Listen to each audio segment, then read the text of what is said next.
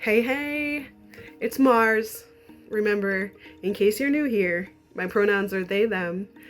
I am an HIVstopswithme.org spokesmodel. I've been on this campaign for 6 years. I'm 37 years old. I was perinatally diagnosed, so I was born with HIV, and I call myself a lifetime survivor or a dandelion.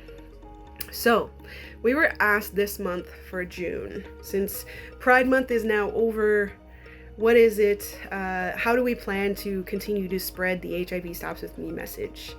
And how do we plan to continue to show up as CEOs of our own lives? So I have a few things that are going on for the next 6 months that I'm excited to kind of talk about and continue to work on. One of the things that I'm working on is I'm working with the AIDS Institute, the Consumer Advisory Committee. We have a subcommittee that I'm co-chair of, the Lifetime and Long-Term Survivors Subcommittee. And what we've been working on for the last year and a half is a document. It's called the 5 Things document.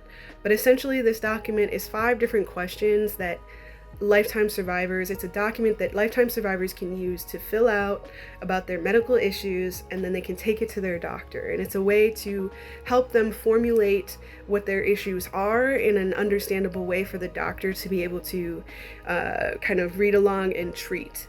And the part of the reason is that based on different town hall sessions that we had, which was a bunch of doctors, clinicians, as well as long-term survivors and lifetime survivors.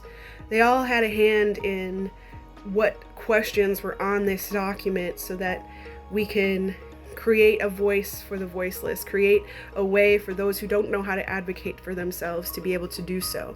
Because what we also learned in these groups is that our needs as lifetime survivors are a bit different than long-term survivors, because for as long as a lot of the long-term survivors have had HIV, we've had it, that's our entire lives.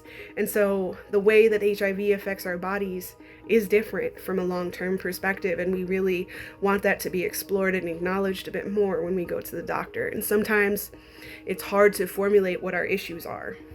So that's one thing that I'm working on. The other thing is I have been voted into position as the vice president of the board of directors at the Albany Damien Center.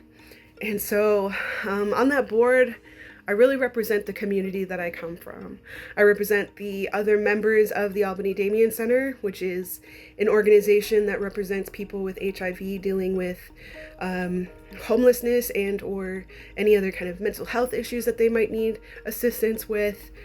This organization has a lot of different programs that they offer people, and their focus is the people living with HIV as well as the LGBTQ community. So I plan to continue to kind of be boots on the ground for them and, do what I can to help make things better for the community at large.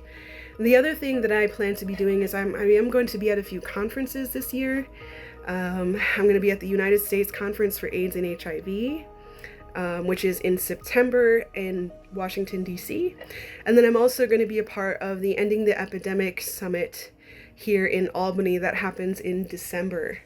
So the message is running clear and strong through to the end of the year.